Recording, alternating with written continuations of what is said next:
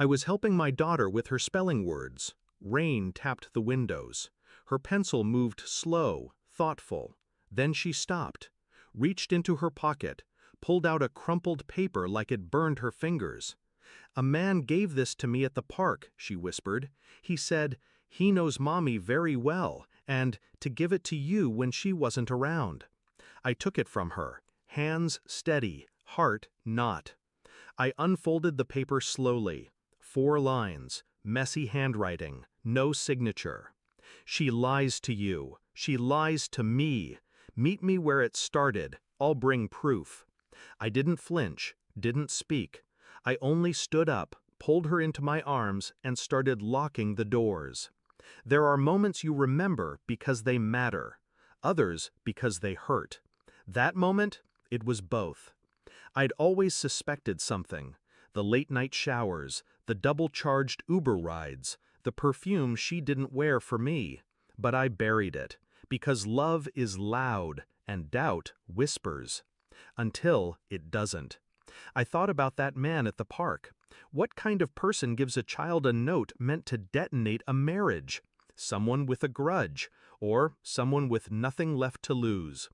I told my wife about the stranger. She didn't blink, didn't ask to see the note, just smiled. Too wide. "Creeps everywhere these days," she said. And just like that, she buried it. But I didn't. Not this time. That night, I checked her phone. She was asleep. Password changed. I smiled to myself. She never changed it before. I used her fingerprint. There were no texts, no emails. Clean. Too clean. I opened the deleted folder, found a thread with a contact labeled Work, East.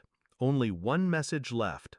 "It's getting harder to lie. She's asking questions." She, not he, not me, someone else. I downloaded everything: call logs, location data, backups, passwords, cloud drives. I mapped her for a month. Same number, same hotel, every Wednesday. Meanwhile, she smiled at our daughter's piano recital and kissed me like she meant it. The man from the park knew. He'd seen the show from the outside. Now I was watching from within. The park bench was wet. He was already sitting when I arrived. Hood up, head down. I didn't ask questions, just sat. He handed me a flash drive. 2 years, he muttered. She told me you were divorced. She told me he was no one, a client, barely remembered. The drive held photos, hotel rooms, dates, texts. One stood out. "You're the only real thing in my life. Everything else is pretend." Pretend. That was what I'd become, a placeholder, a lie. He looked at me then, regret in his eyes. I walked away. She kept pulling me back. "I just thought you deserved to know." He left before I said anything. I didn't chase him. Didn't need to. Truth doesn't need witnesses. It just needs to be seen. She was in the kitchen, humming, cooking breakfast like we weren't a lie. I slid the flash drive across the table, said nothing, watched her face. She froze mid-note, plugged it into her laptop. Silence. Then her breath caught. Then the shaking started.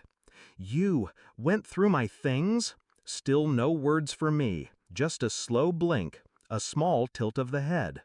"It didn't mean anything." I raised an eyebrow. "He was a mistake." I nodded slightly. She reached for my hand. I let her touch air. Then I pulled a manila envelope from my coat pocket. Inside, divorce papers, custody, asset transfers, all pre-signed, filed that morning. She opened her mouth, but I'd already turned and walked away. I didn't look back. Didn't have to. Sometimes silence is the loudest revenge.